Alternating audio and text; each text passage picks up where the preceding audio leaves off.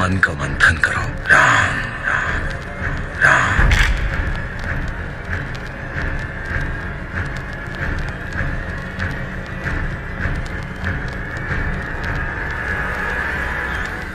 उसने मुझे बंदर कहा।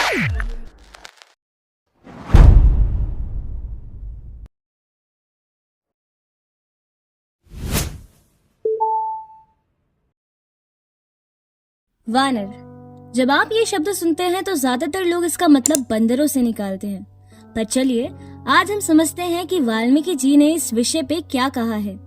हरिओम सभी को, मेरा नाम है कनिका और आप सब मुझे सुन रहे हैं धर्मणि पर। आप सभी का स्वागत है मेरी रामायण इनसाइट सीरीज में। इस सीरीज में हम रामायण से रिलेटेड ऐसे कई सारे मिथ्स का खंडन करेंगे, तो सब्सक्राइब करें हमारे चैनल को और लाइक करें इस वीडियो को।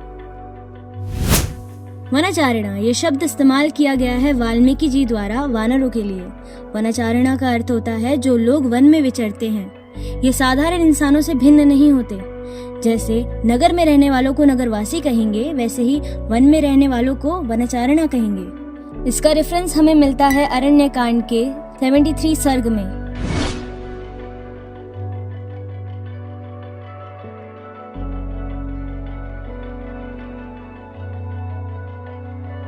अगर आप दूसरी तरफ देखें तो वाल्मीकि जी ने कई बार खुद ही वानरों के लिए ऐसे शब्दों का इस्तेमाल किया है जिनका इस्तेमाल बंदरों के लिए किया जाता है, जैसे कि कपि, लवंगम, शाकामृगा।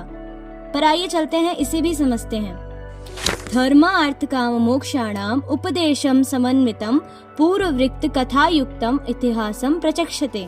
जो हमें धर्म अर्थ काम मोक्ष पर निर्देश दे, जो घटना पहले से ही हो गई हो और उसे हम कथा के रूप में लिखे या सुने, उसे इतिहास कहते हैं। वाल्मीकि जी ने रामायण जैसे महाकाव्य को और भी रोचक बनाने के लिए वास्तविक घटनाओं को सजाया है। अभी वाल्मीकि जी ने यहाँ जो दो शब्दों का इस्तेमाल किया है वानरों के लिए, वो एक मेटाफर है, पर इसका तात्पर्य ये नहीं कि वो मनुष्य से भिन्न है या वो मनुष्यों की बात नहीं कर रहे, वो बंदरों की बात कर रहे हैं।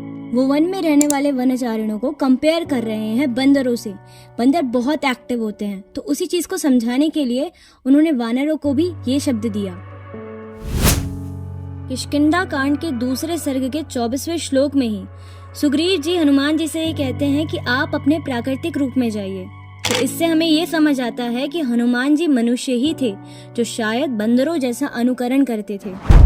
आज भी दुनिया में ऐसी ट्राइब्स हैं जो एनिमल्स की तरह अनुकरण करती हैं, क्योंकि कहीं ना कहीं वो उसे अपनी ट्राइब का पहचान मानती हैं या प्राइड मानती हैं। क्या इस लॉजिक से हम उन्हें भी जानवर कहें क्योंकि वो जंगलों में रहते हैं या उनके जैसा अनुकरण करते हैं? नहीं, हम उन्हें मनुष्य ही मानेंगे क्योंकि वो मनुष्य ही तो है। इस श्लोक का अर्थ है कि इस प्रकार से भालुओं में बंदर और गंधर्व पैदा हुए। तो अगर अब यहाँ पे जानवरों की बात हो रही है तो भालू बंदर को जन्म कैसे दे सकता है? ये तो पॉसिबल ही नहीं है।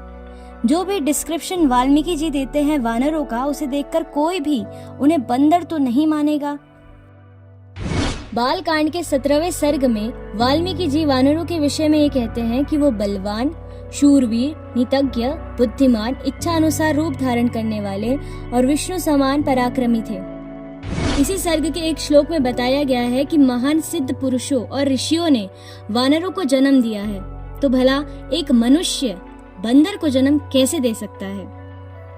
वानर केवल किष्किंधा में नहीं थे, जो आज का प्रेजेंट डे का कर्नाटका है। वो इससे बाहर भी बहुत सारे वनों में विचरते थे और उनका ट्राइब बहुत बड़ा था।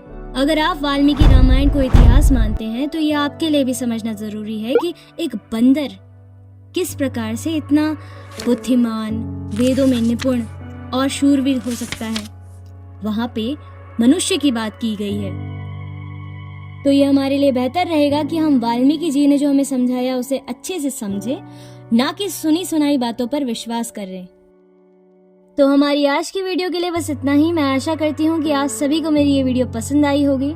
अगर पसंद आई है तो चैनल को सब्सक्राइब करें, शेयर करें इस वीडियो को उन दोस्तों के साथ जिन्हें लगता है कि बंदर वानर थे, और फॉलो करें हमें इंस्टाग्राम पे, लिंक आपको डिस्क्रिप्शन में मिल जाएगी।